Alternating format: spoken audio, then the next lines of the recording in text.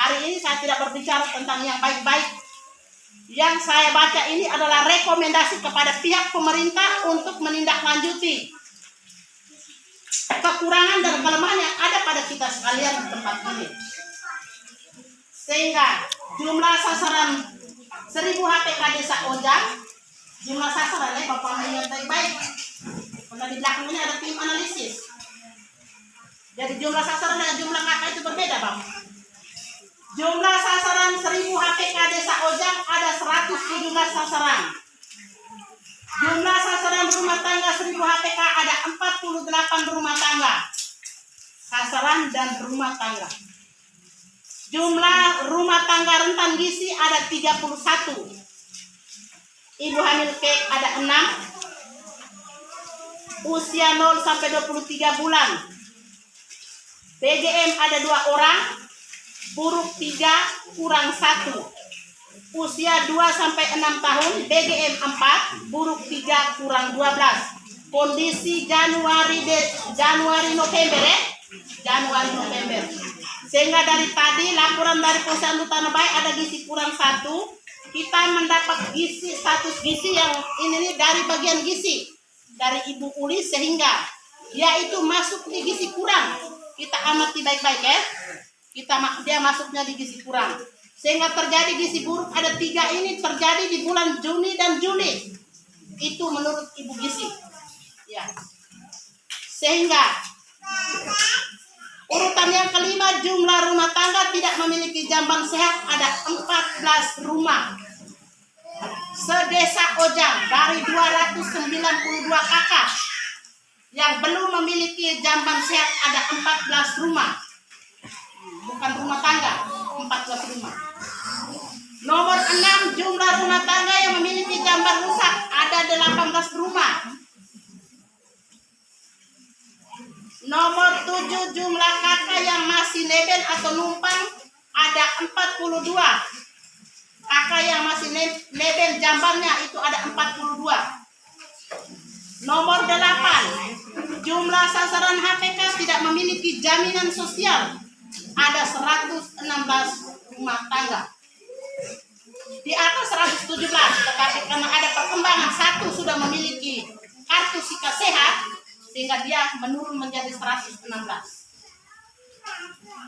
Nomor 19, jumlah sasaran yang tidak memiliki akte kelahiran. Tadi sudah dijelaskan oleh Ibu Akta Capil bahwa ada 114. 114 ini total secara desa. Kalau sasaran 1000 HPK hanya 95 jumlah sasaran. Dari 95 ini 4 sudah memiliki akte lahir.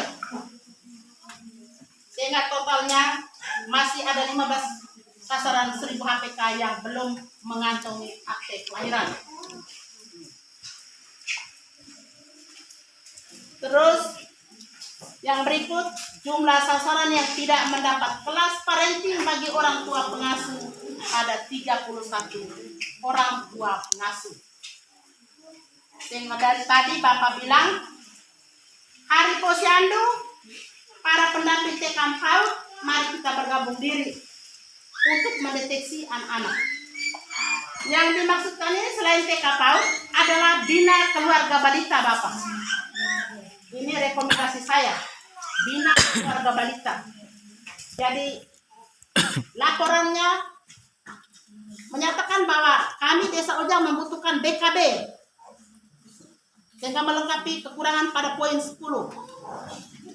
Poin yang ke-11, jumlah sasaran usia 2 sampai 6 tahun yang tidak dapat kelas PAUD ada 22 anak. Sehingga dari tadi sudah dijelaskan bahwa dari PAUD Santa Agnes Polit, anak yang terdaftar sekian, aktifnya sekian, yang tidaknya sekian. Dari TK Santo Antonius Ojang, yang terdaftar sekian, tidak sekian. Jadi total yang tidak terdaftar itu ada 22. Itu yang nanti akibatnya dia DO di SD.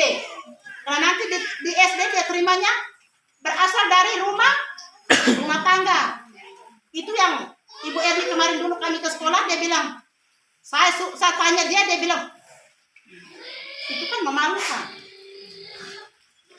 Sehingga tolong usahakan supaya rapat hari ini kita tidak makan, tidak minum, tetapi kembali kita atasi hal ini supaya di 2022 jangan terjadi hal-hal seperti itu. Jadi anak murid di SD kelas 1 itu ada 3 anak yang berasal dari rumah tangga, yang tidak berasal dari PAUD. Itu di SD.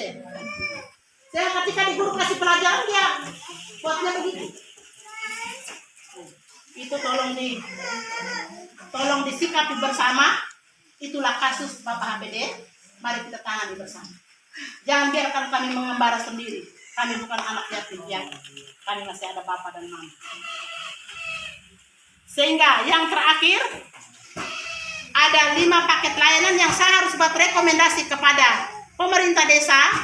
Itu menyangkut KIA, bahwa masih ada ibu hamil yang datang lapor terlambat, tadi sudah dibahas. Yang kedua, masih ada ibu hamil yang lingkar lengannya di bawah 23,5, dan masih ada bayi balita atau baduta yang tidak aktif ke posyandu. Itu berdasarkan pesta adat di dalam desa dan di luar desa, hasil analisisnya. Sehingga yang berikut, masalah yang ketiga, masih ada bayi dan balita yang gizi kurang, BGM, buruk, dan stunting. Buruk tadi sudah dipaparkan bahwa ada 21 anak, tetapi yang rekomendasi makan atau dibiayai oleh RAPPDes adalah 4 anak dan 6 ibu hamil kek. Yang lain itu dia masuknya di PMT penyuluhan Bapak Mama. PMT penyuluhan itu kita jangan menunggu di dana desa, tetapi mari kita sadar diri setiap hari posyandu atau tanggal posyandu bahwa makanan, mari kita makan bersama di posyandu untuk mengurangi dia punya angka yang tertinggi ini. Masalah yang berikut yang saya buat rekomendasi, masih ada sasaran rumah tangga yang tidak memiliki jamban sehat, CTPS, PAS, dan TPS atau tempat pembuangan sampah. Bukan TPS itu tempat pemilihan suara, tidak. Tempat pembuangan sampah yang masih berserakan. Yang tadi disampaikan oleh Ibu Jentik bahwa sampah masih berserakan akan mengakibatkan penyakit. Sehingga sampah yang sepanjang jalan Ojang Tanah Baik di pinggir jalan itu dihiasi dengan sampah. Itu mari kita pikir bersama dengan Bapak HPD di mana tempat yang kita antar dia supaya dia nyaman. Ini kita kerja bersama Bapak, jangan biarkan kami. Kalau biarkan kami sendiri, kami sudah sampai dengan tahun 2021 masih belum tertib. Masalah yang berikut, sasaran bayi balita belum terdaftar dalam kartu NIP, nomor NIP. Anak-anak itu ketika kita melahirkan habis, jangan biarkan sampai dan noda paham baru kita daftar di RT atau ketua gabungan, tidak. Segera daftar ke ketua gabungan dan ketua RT supaya RT itu merekomendasi kepada kepala dusun. Kepala dusun membawa pada saat meeting, oh dari dusun Tanah Baik ada 3 anak yang baru lahir kemarin Bang Desa, tapi belum terdaftar, belum ada nomor NIP-nya. Bagaimana ibu kasih PM? Atau bagaimana ada kafir? Begitu. Tapi kalau kita bungkus sampai dengan dia bertulis kalau kita daftar, maka terjadilah seperti ini.